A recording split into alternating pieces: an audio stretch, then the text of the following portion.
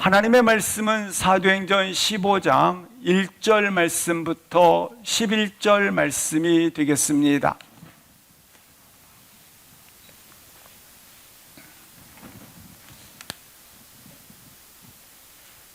사도행전 15장 1절 말씀부터 11절 말씀이 되겠습니다. 함께 합독하시겠습니다. 어떤 사람들이 유대로부터 내려와서 형제들을 가르치되 너희가 모세의 법대로 할례를 받지 아니하면 능히 구원을 받지 못하리라 하니 바울 및 바나바와 그들 사이에 적지 아니한 다툼과 변론이 일어난지라. 형제들이 이 문제에 대하여 바울과 바나바와 및 그 중에 몇 사람을 예루살렘에 있는 사도와 장로들에게 보내기로 작정하니라. 그들이 교회의 전송을 받고 베니게와 사마리아로 다니며 이방인들이 주께 돌아온 일을 말하여 형제들을 다 크게 기뻐하게 하더라. 예루살렘에 이르러 교회와 사도와 장로들에게 영접을 받고 하나님이 자기들과 함께 계셔 행하신 모든 일을 말하며 바리새파 중에 어떤 믿는 사람들이 일어나 말하되 이방인에게 할례를 행하고 모세의 율법을 지키라 명하는 것이 마땅하다 하니라. 사도와 장로들이 이 일을 의논하러 모여 많은 변론이 있은 후에 베드로가 일어나 말하되 형제들아 너희도 알거니와 하나님이 이방인들로 내 입에서 복음의 말씀을 들어 믿게 하시려고 오래전부터 너희 가운데서 나를 택하시고 또 마음을 아시는 하나님이 우리에게와 같이 그들에게도 성령을 주어 증언하시고 믿음으로 그들의 마음을 깨끗히 하사 그들이나 우리나 차별하지 아니하셨느니라. 그런데 지금 너희가 어찌하여 하나님을 시험하여 우리 조상과 우리도 능히 매지 못하던 멍에를 제자들의 목에 두려느냐. 그러나 우리는 그들이 우리와 동일하게 주 예수의 은혜로 구원받는 줄을 믿노라 하니라. 아멘. 신앙의 길을 걸어갈 때에 누구로부터 배웠나와 어떤 내용을 배웠는가는 아주 중요합니다. 왜냐하면 삶의 패턴을 바꾸는 정도가 아닙니다. 보이는 것이 전부요, 이생이 전부요, 육신의 삶이 전부였던 그 길에서 영원한 길, 보이지 않는 생명의 길을 걷고 있기 때문에 그러한 것입니다. 그래서 첫 걸음 누구와 함께 걷느냐인 것입니다. 그는 누구신가? 자칫하면 길 없는 길을 가게 되어지고 끊어진 길을 가게 되고 영원한 실종의 길을 가기 때문에 그러한 것입니다. 그래서 우리는 오직 성경 한 권의 책을 붙들고 성령의 이끄심 따라 길을 가는 자임을 분명히 할 수 있기를 주의 이름으로 기도합니다. 오직 성경으로 그리고 오직 믿음으로 오직 은혜로 구원의 진리에 이르렀다는 사실을 우리는 가르침을 받았고 배우게 된 것입니다. 따라서 우리의 가르침은 유일하게 성경이 된다고 하는 것입니다.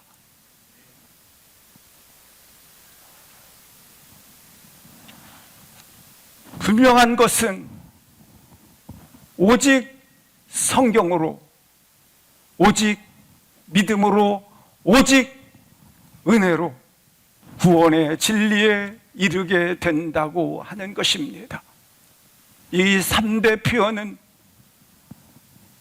종교개혁의 모토가 된 것입니다.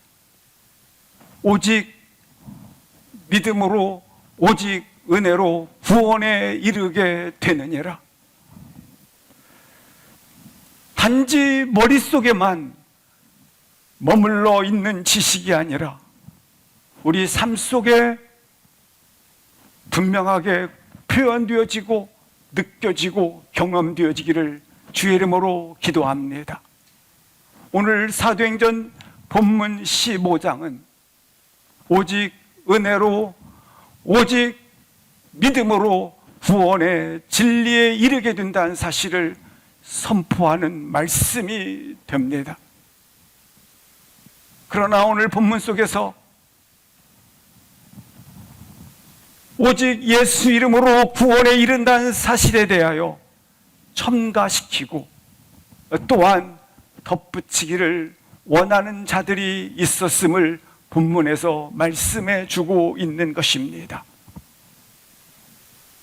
예수 그리스도 위에 율법을 더함으로 온전한 구원을 이루라고 강조를 하고 있는 것입니다. 그 사실에 대해서 분명하게 선언을 하는 것입니다. 오직 은혜로 오직 믿음으로 구원에 이른다는 사실을 본문에서는 선포를 하고 있는 것입니다. 본문의 현장은 안디옥 교회의 현장입니다. 안디옥 교회는 예루살렘 교회가 충만함으로 있었을 때에 고난과 핍박이 가해지게 됩니다.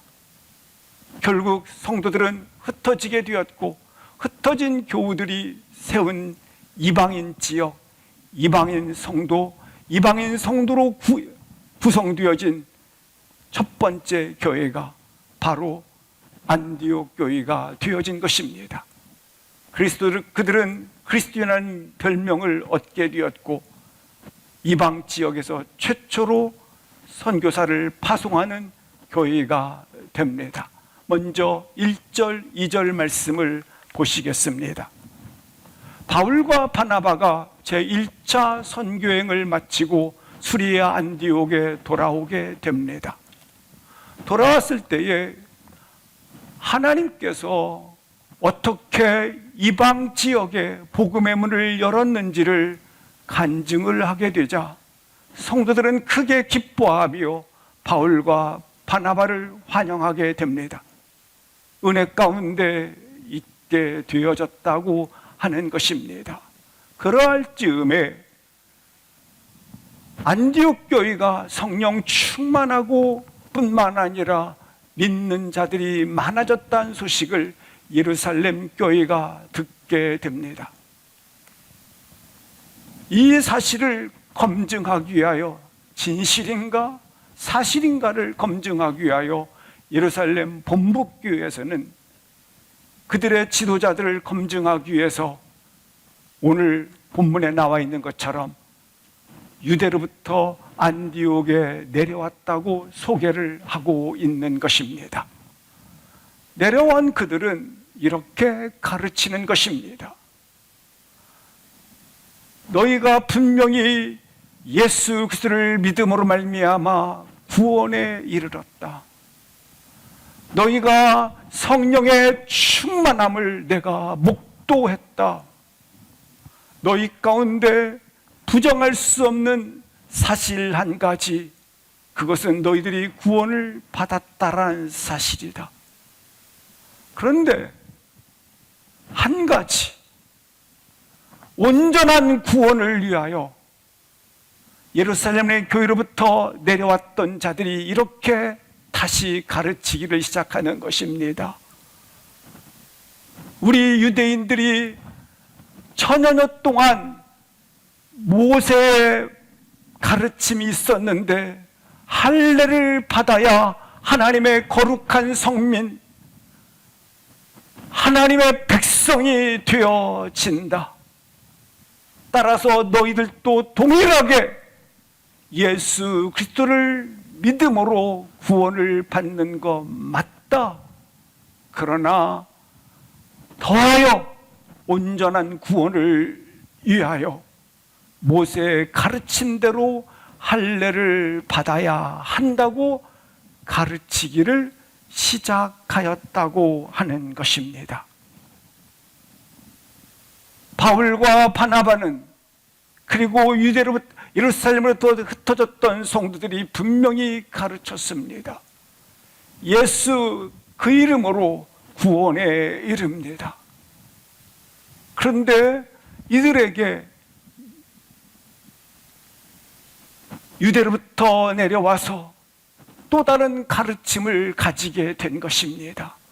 예수 이름으로 구원받는 건 맞다. 하지만 하나, 할례를 받아야 온전한 구원이 이루어진다. 너의 공로가 있어야 된다. 안디옥 교회는 혼란에 빠지게 됩니다. 그들은 수많은 변론과 또한 분란이 일어나기 시작을 하였다고 하는 것입니다. 너희들 가운데 성령이 임하고 예수 그리스도를 믿음으로 구원에 이르는 건 맞다. 하지만 하나를 더하여야 한다. 2절 말씀을 보시겠습니다. 그러자 그들 사이에 적지 아니한 다툼과 변론이 일어난지라. 이처럼 다툼과 분쟁이 일어나게 되어 대혼란에 휘말리게 되었다라고 하는 것입니다. 사랑하는 성도들은 바울과 바나바는 본질의 문제에 대해서는 물러설 수가 없는 것입니다. 모든 것들은 타협할 수도 있고 물러설 수도 있고 그리고 내어줄 수 있습니다. 그러나 본질의 문제는 타협할 수 없는 문제라고 하는 것입니다. 신앙의 본질은 무엇입니까? 그것은 분명한 것, 무엇을 믿느냐입니다. 무엇을 믿느냐는 신앙의 참된 본질이라고 하는 것입니다. 무엇을 믿느냐를 놓치면 신앙이 분명하게 시선을 놓쳐버리고 방향을 잃어버리기 때문에 그러한 것입니다.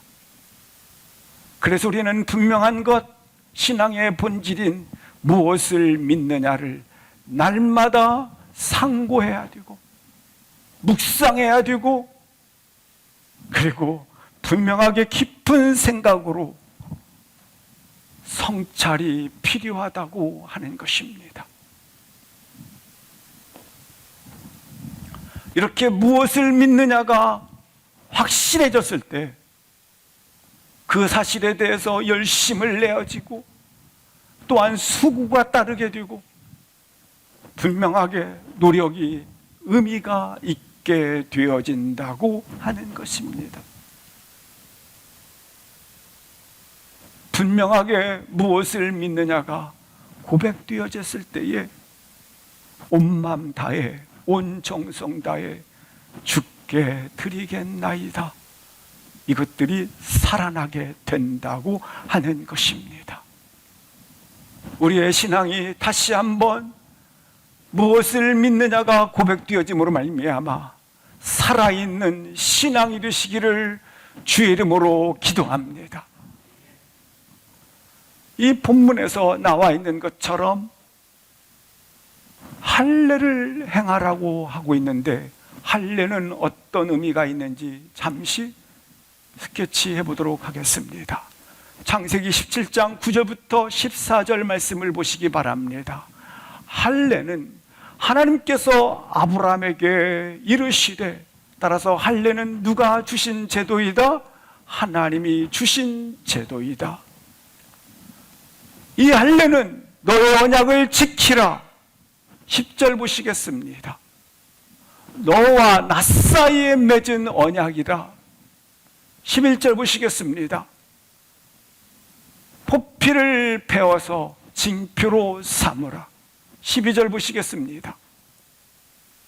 난지 8일 만에 13절 보시겠습니다. 영원한 언약이니라. 14절 보시겠습니다. 그러나 배반을 하였습니다. 언약을 배반하였습니다. 배지 아니한 경우 말입니다. 할례는 무엇입니까? 하나님이 세운 제도입니다.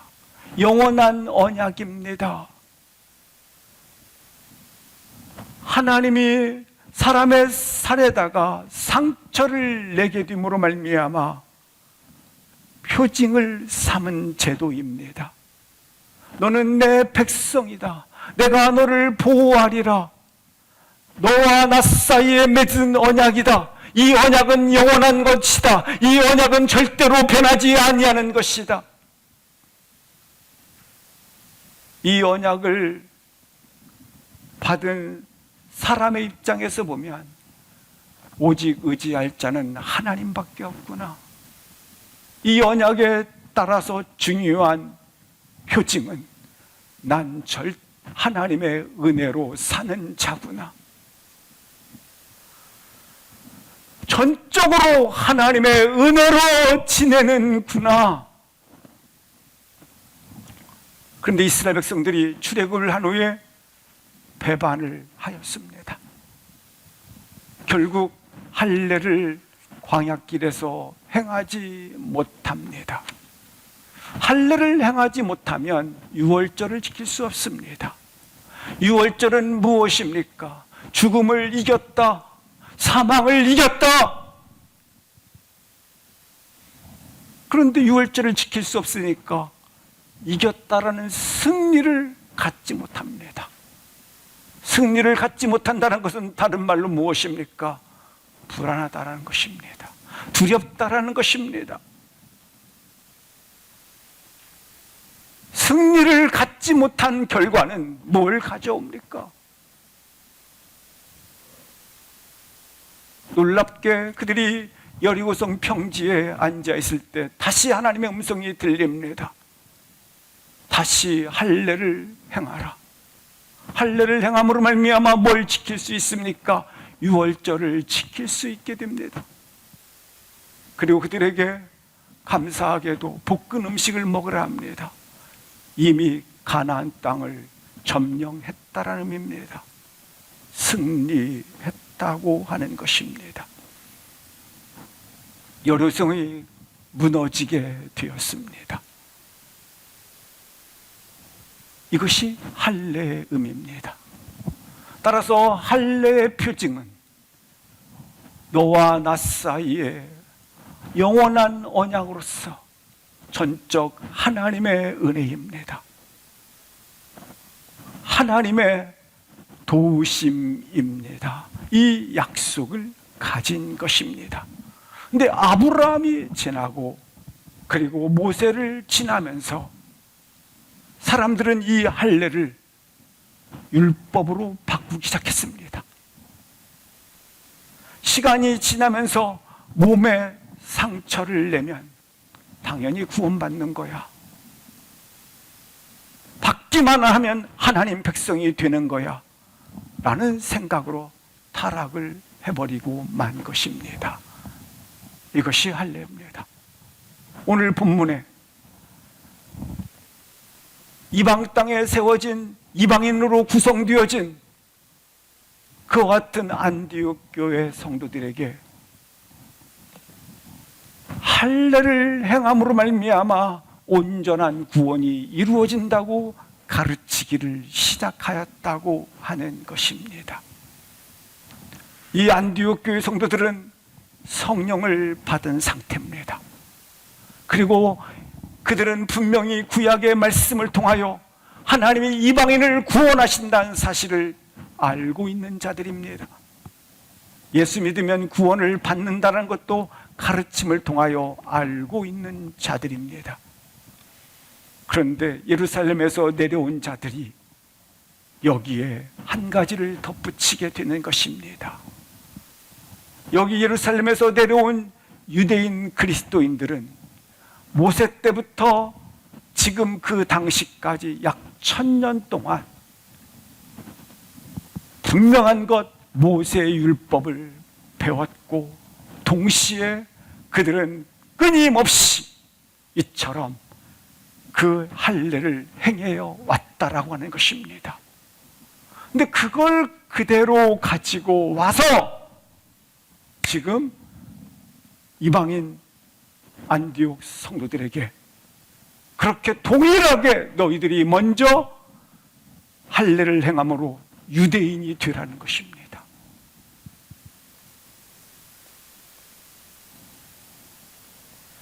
복음에 이처럼 첨가하여 가르치기를 시작하였다고 하는 것입니다.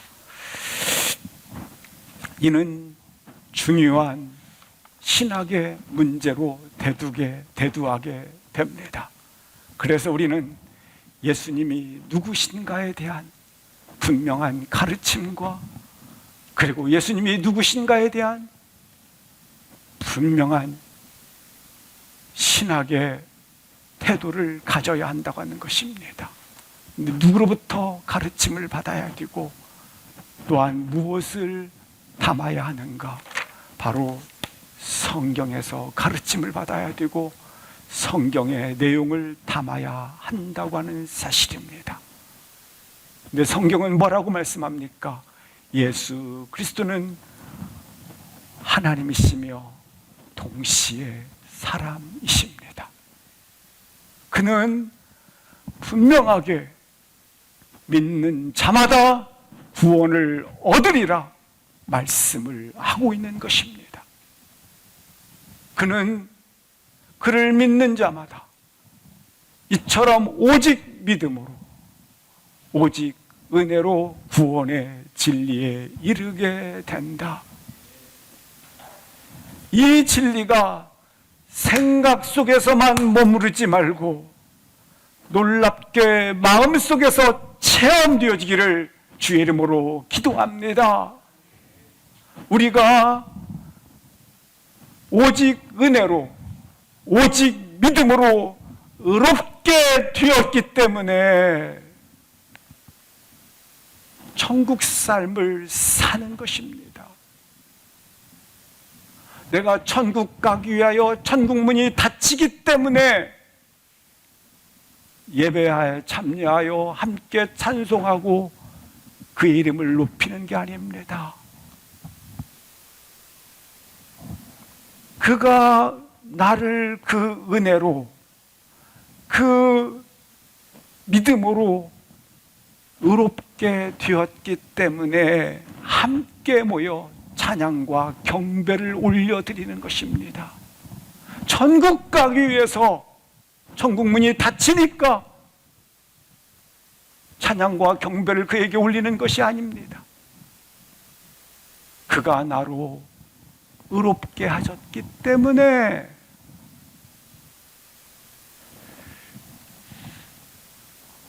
예배 가운데 찬양과 경배를 올려드리는 것입니다. 이처럼 오직 은혜로 오직 믿음으로 구원에 이르느니라 라는 사실과 예루살렘에서 내려온 그들이 첨가하여 온전한 구원을 위하여 할례를 행해야 한다라고 하는 것 사이에 이처럼 큰 변론과 다툼이 일어나게 된 것을 안디옥 교회는 해결할 수 없었습니다. 그래서 그들은 예루살렘 본교회, 본부교회에 사도들과 장로들에게 가지고 가서 결정을 해달라고 요청하기 위하여 예루살렘으로 올라가게 됩니다. 3절 말씀을 보시겠습니다. 그래서 그들이 안디옥 교회에서 전송을 받고 예루살렘에 올라가면서 베니게와 사마리아로 다니면서 주의 이름을 전하였다고 말씀을 하고 있습니다. 주의 이름을 전할 때에 형제들이 다 크게 기뻐하더라 말씀을 하고 있습니다. 베니게와 사마리아는 예루살렘으로 올라가는 작은 도시들을 지칭합니다. 그들이 예수님을 전했습니다. 예수님의 이야기를 하고 있는 것입니다. 이들이 얼마나 절실했는지를 보여주는 것입니다. 예수 그 이름이 얼마나 뜨거웠는지를 보여주시는 겁니다. 무슨 일을 만나든지 어디를 가든지 지금 가고 있지 않습니까? 그리고 그들은 지금 이렇던 변론에 휘말려 있지 않습니까? 무슨 일을 만나든지 어디를 가든지 어떤 상황에 있든지 이처럼 누구 얘기를 하고 있습니까? 예수 그분을 이야기하고 있는 것입니다. 하나님이 내게 어떻게 일하셨는지를 이야기하고 있는 것입니다.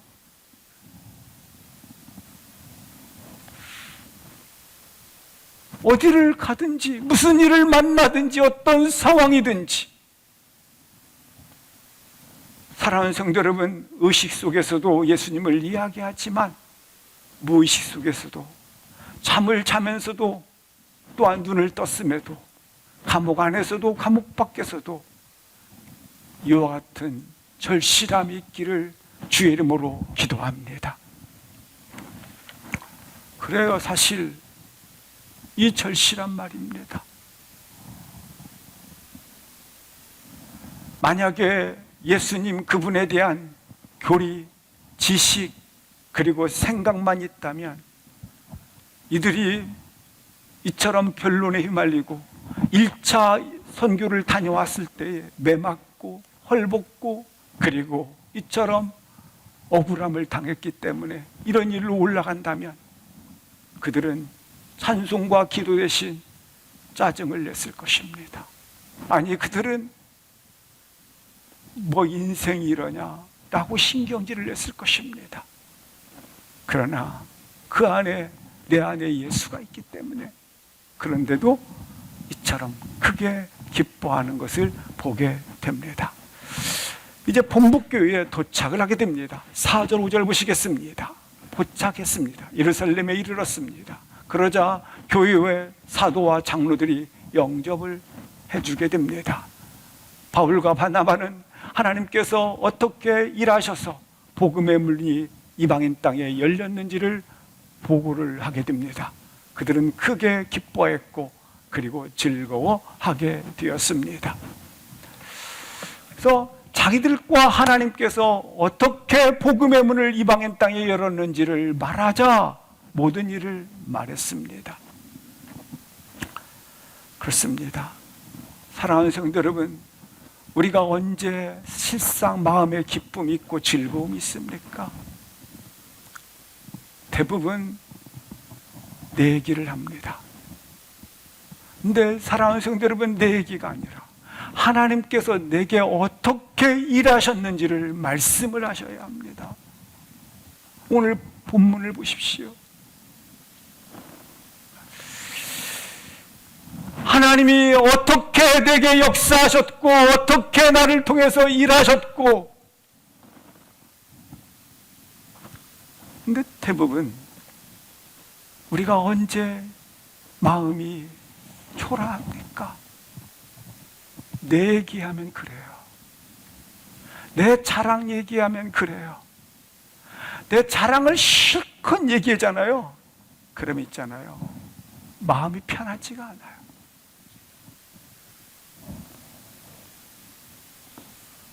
내 얘기할 때는 신나요. 그때는 신나요. 그런데 내 자랑을 하다 보면 남을 헐뜯어야 되기 때문에 이상하게 말할 때는 신났는데 뒤돌아서 서 있으면 이게 마치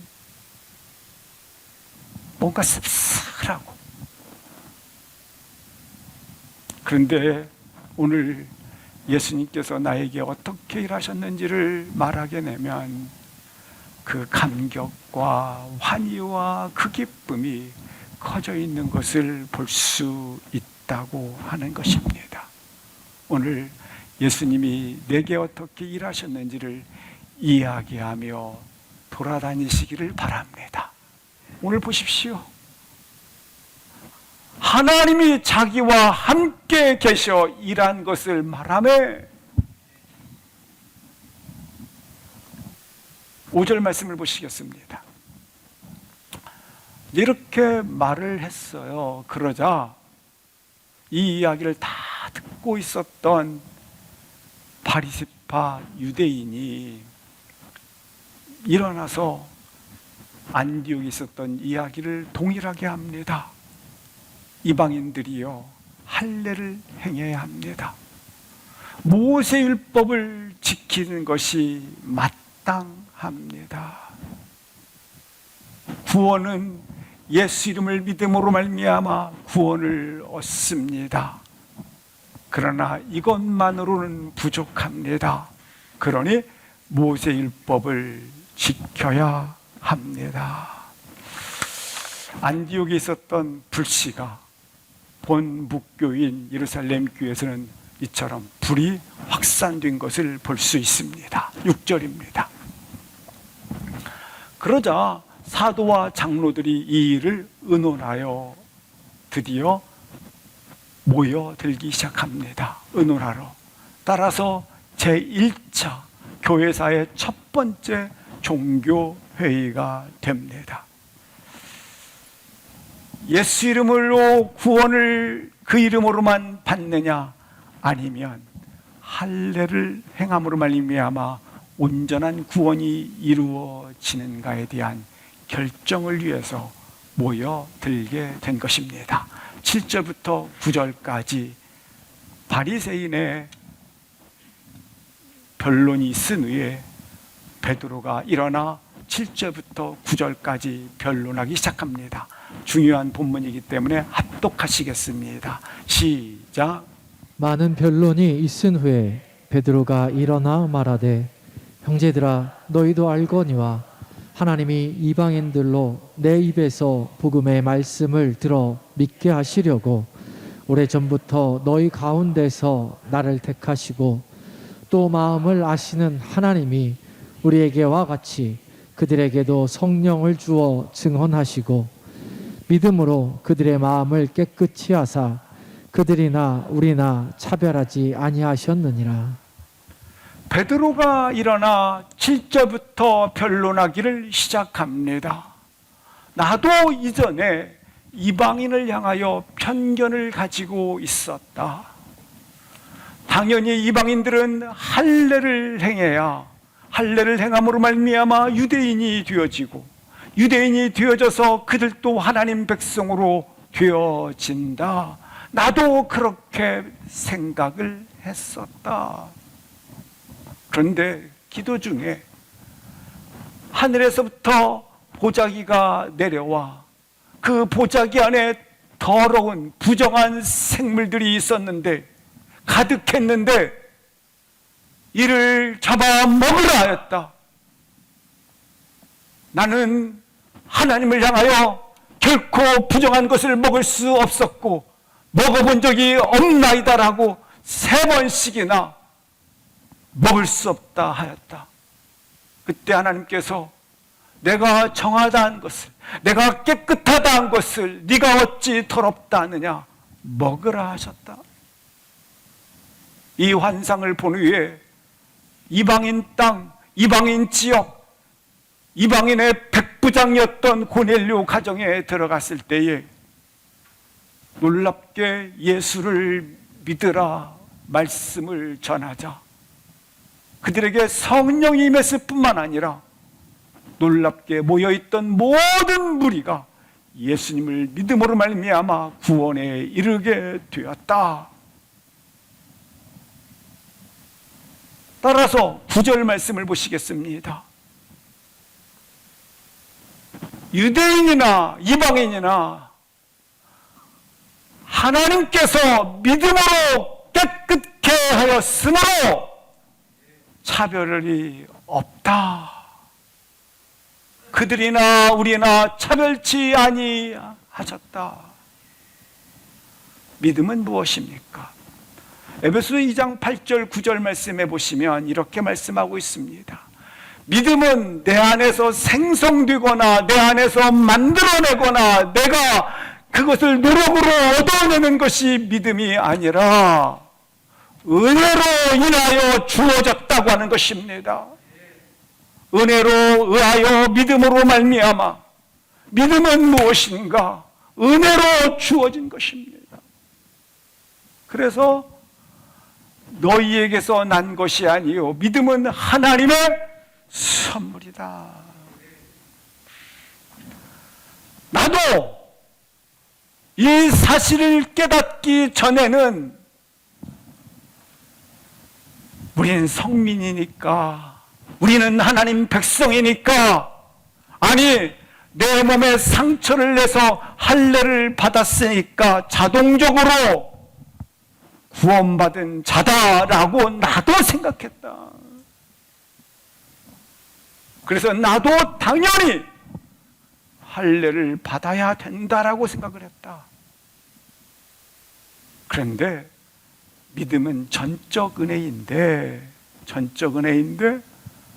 놀랍게 그 사건으로 인하여 내가 하나님의 뜻을 차별하는 것으로 보았던 것들을 다 버려버렸다.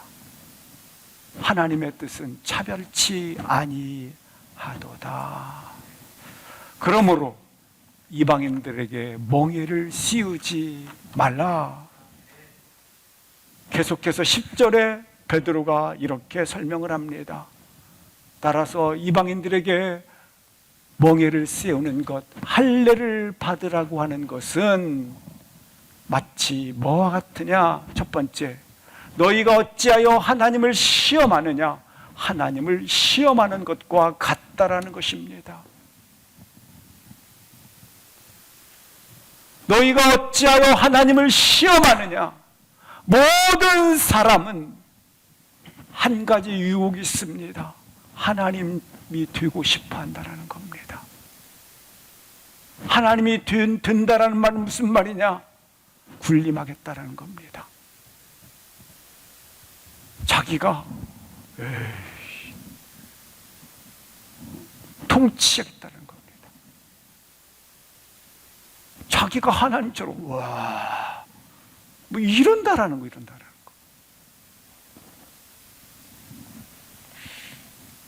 인간의 죄성입니다. 자기가 뭐 같은 것처럼.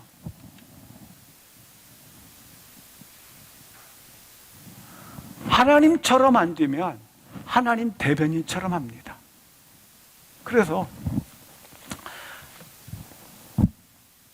하나님 대변인처럼 하는 거예요. 그래서 자꾸 정죄하고 판단하고 자기 주장은 항상 옳은 걸로 믿어요.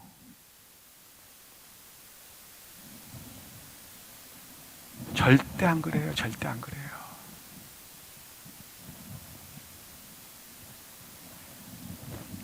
항상 그 소리가 그 소리예요.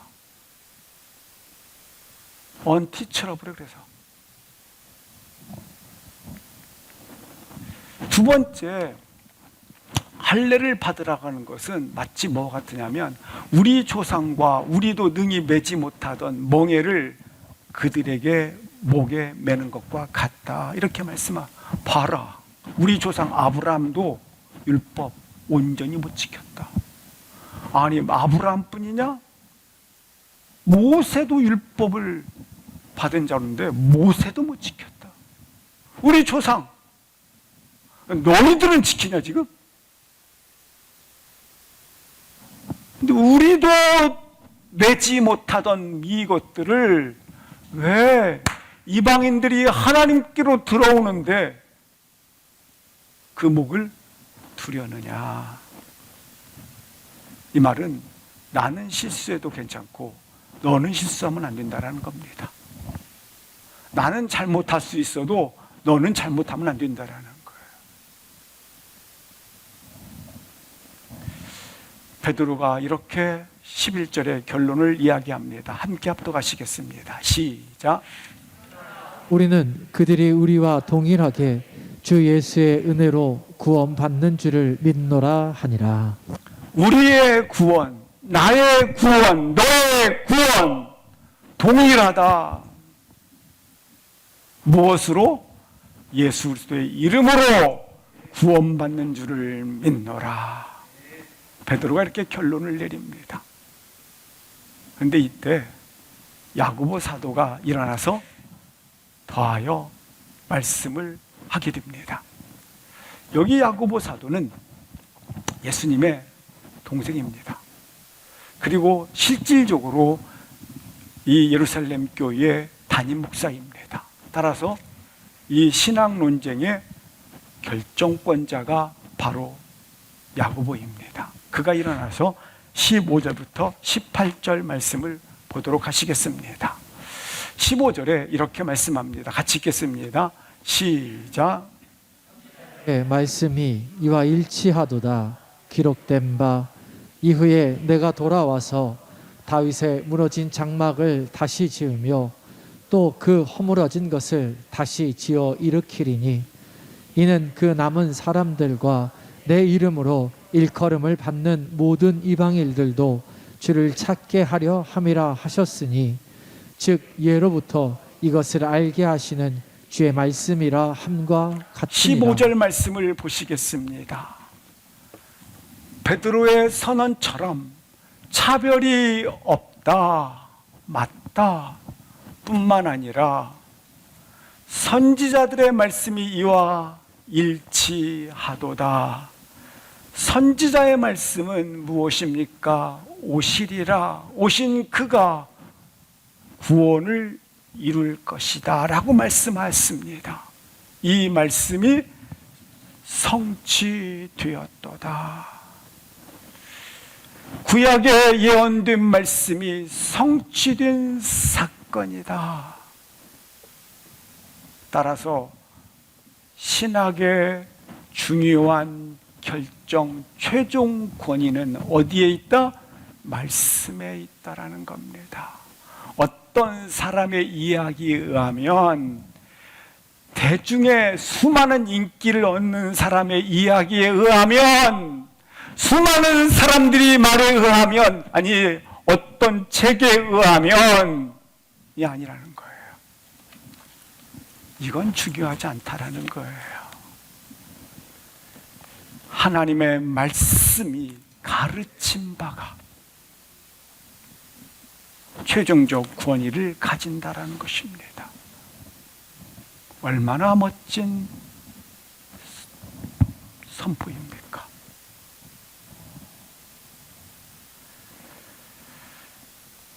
하나님의 말씀의 권위로 신학 논쟁의 종집을 찍고 있습니다. 오직 예수 그리스도의 이름으로 구원에 이르느니라. 성경에 선언을 하고 있는 것입니다. 따라서 이방인들이 하나님께 돌아오는 것에 대하여 너가 짐을 지우지, 그렇게 멍에 씌우지 말아라. 짐 지우지 말아라. 하기야 1000년 동안 더 넘게 가르치고 행했던 것들을 그들이 몸에 젖어 있는데 이게 내려놔지고 가르친다는 게 쉬운 일이 아닙니다. 따라서 믿음으로 의롭게 된 후에 그 다음에 선한 행실, 믿음으로 의롭게 된 후에 그 다음에 삶의 아름다움이 열매로 나타나게 되어진다라는 것입니다. 그래서 우리는 내 안에 거룩함이 없습니다. 내 안에 선한 것이 없습니다. 내 안에 불의밖에 없습니다.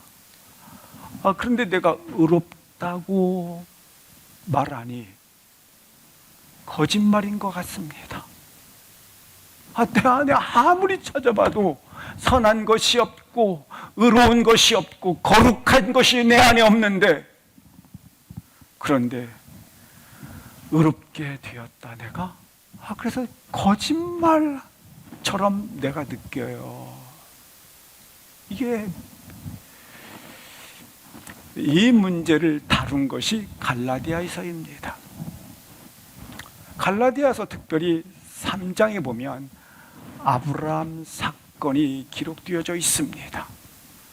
아브라함은 그 당시에 불의에 가득했고 거짓에 가득 찼고 그리고 여전히 죄가 있었고 허물이 있었습니다.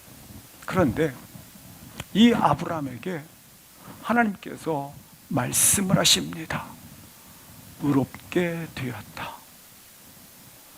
아니 지금 아브라함 속에는 거짓, 불의, 의심 이게 가득한데 하나님이 오셔서 아브라함아 너를 의롭게 너는 의롭도다 이렇게 말씀을 하세요. 그것이 갈라디아서예요.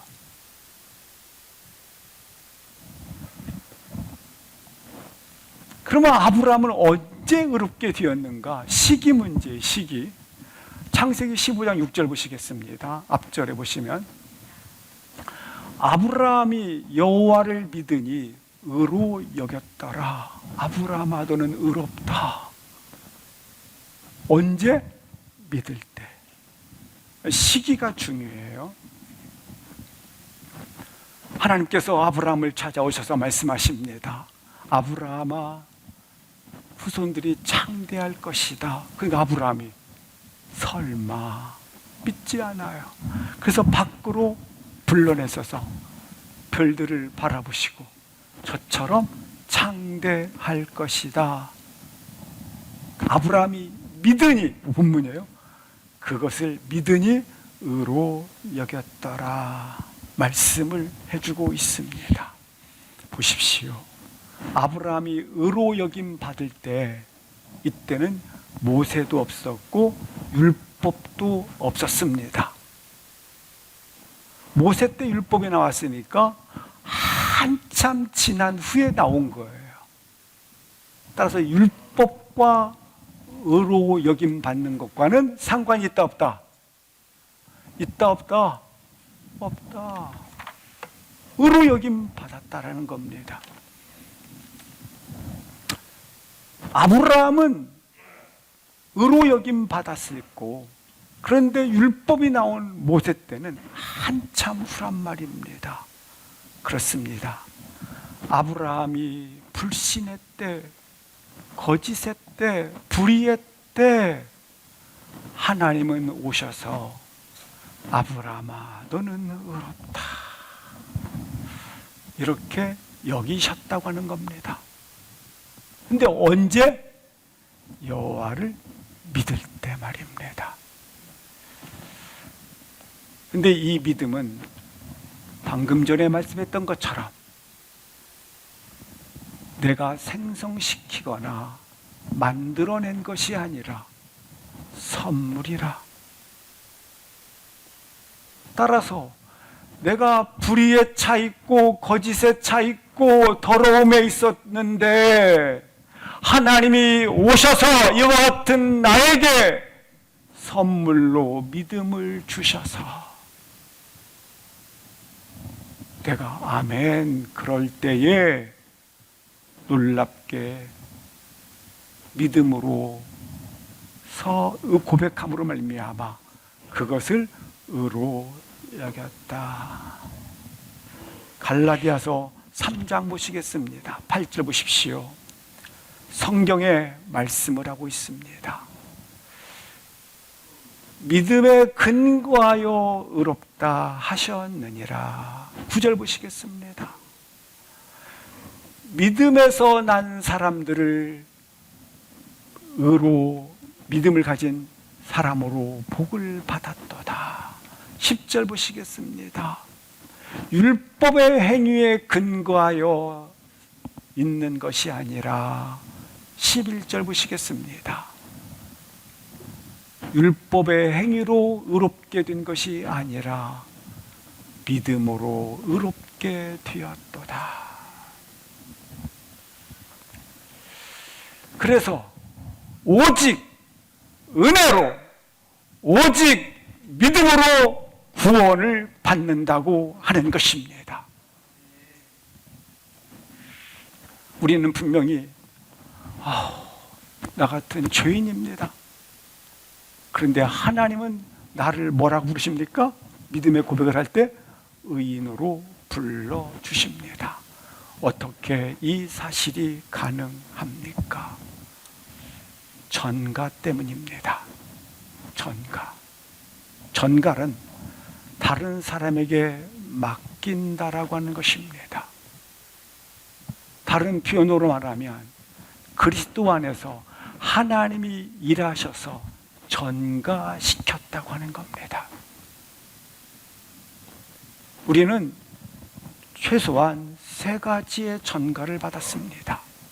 첫 번째는 아담의 죄입니다. 그래서 아담의 죄를 전가받았습니다. 실질적으로, 대표적으로, 물리적으로 전가된 것입니다. 그래서 아담 후손은 모두 이 죄의 전가를 받은 것입니다. 로마서 5장 12절 말씀을 보시겠습니다. 한 사람으로 말미암아 죄가 들어왔습니다. 죄가 들어왔습니다. 죄 가운데 모든 사람은 태어난다. 우리 죄 거짓말 안 가르쳐도 죄성이 있어서 그냥 자동적으로 거짓말 하지 않습니까? 그래서 성경은 인간의 선은 하나님 보시기에 더러운 옷과 같도다. 죄악 중에 출생하였음이라. 모든 사람이 뭘 범하였음에? 죄를 범하였음에. 죄가 전가되었습니다. 두 번째 전가가 있습니다. 그것은 내 모든 죄를, 어떤 죄든지 예수 십자가에 전가되는 그러한 하나님의 사람이라고 하는 것입니다. 로마서 5장 18절 말씀 보시겠습니다. 보십시오. 한 범죄로 많은 사람의 정죄를 가지 한 의로운 행위로 말미암아 많은 사람이 어떻게 되었다? 의롭다 하심을 받았다. 따라서 우리는 얼마든지 예수님께 죄를 전가시킬 수가 있는 것입니다. 그래서 우리가 모든 죄를 다 전가시킬 수 있기 때문에 어떤 죄든지, 누가 그렇게 하셨어요? 하나님이 일하셔서 그렇게 하셨기 때문에 내가 죄로 인하여 받을 영원한 심판, 영원한 형벌, 그것을 예수님께 다 전가시켰다고 하는 것입니다. 그래서 놀랍게 전가됐기 때문에, 다 전가됐으니까 나에게 죄가 있어요, 없어요? 흰눈보다 정해졌어요. 사함을 받게 된 거예요. 그래서 은혜의 보좌 앞에 담대히 나아가는 은혜를 입게 된 겁니다. 우리는 죄가 있지만 예수님께 모든 죄가 전가됐기 때문에 죄 없다 하심으로 법적으로 하나님께서 죄 없다 선언을 하신 겁니다. 전가됐기 때문에. 세 번째 전가가 있습니다. 그것은 바로 예수님께서 십자가에 부활하심으로 예수님의 십자가의 부활의 능력인 거룩함이 내게 전가되었고, 예수님의 선하심이 내게 전가되었고, 예수님의 놀라운 의로움이 내게 전가된 것입니다. 의로움이 내게 전가되었기 때문에, 그래서 나를 보고 의롭다 한 겁니다. 전가됐기 때문에. 내가 의로워서 의로운 것이 아니라 전가됐기 때문에. 따라서 예수님의 거룩하심이 나의 거룩함이 되어지는 것이고, 예수님의 의로움이 나의 의로움이 되어지는 것이고, 예수님의 선하심이 나의 선함이 되어지는 실제적인 은혜를 입게 되어졌다고 하는 것입니다. 그러므로 우리가 예수님을 믿는다라고 하는 것은 그리스도 안에서 하나님께서 일하심으로 말미암아 모든 것들이 전가가 된 것입니다. 따라서 예수님의 순종하심은 곧 하나님 보시기에 내가 순종하는 것과 같다라는 겁니다.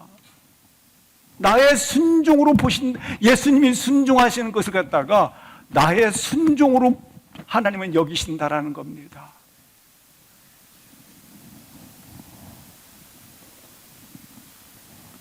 스스로의 힘으로는 하나님 앞에 설 자격이 없지만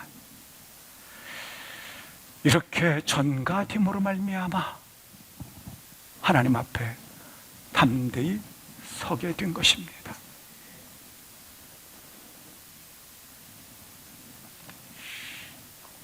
예수님께서 행하신 일을 나에게 이렇게 전가시켜줬기 때문에 그래서 우리가 예수님 믿는 것을 미쳤도다 수고하고 노력하는 것이 의미가 있고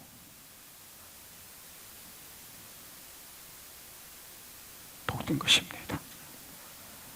일어나서 함께 찬양 기도하시겠습니다.